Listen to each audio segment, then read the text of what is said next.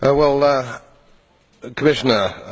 Mr. President, I rise again, I'm afraid, to make the same old hoary speech that I've been making here for several years, and that is, it is my opinion that you do not really understand the concept of banking. All the banks are broke. Bank Santander, Deutsche Bank, Royal Bank of Scotland, they're all broke. And why are they broke? It isn't an act of God. It isn't some sort of tsunami. They're broke because we have a system called fractional reserve banking, which means that banks can lend money that they don't actually have.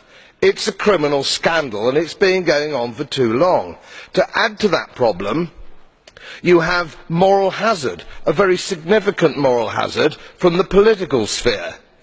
And most of the problem starts in politics and central banks, which are part of the same political system. We have counterfeiting, sometimes called quantitative easing, but counterfeiting by any other name. The artificial printing of money, which if any ordinary person did, they'd go to prison for a very long time. And yet governments and central banks do it all the time.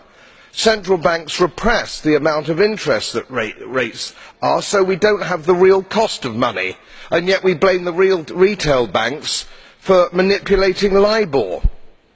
The sheer effrontery of this is quite astonishing. It's central banks that manipulate interest rates, Commissioner. And plus, underneath all this, we talk loosely, in a rather cavalier fashion, do we not, about deposit guarantees.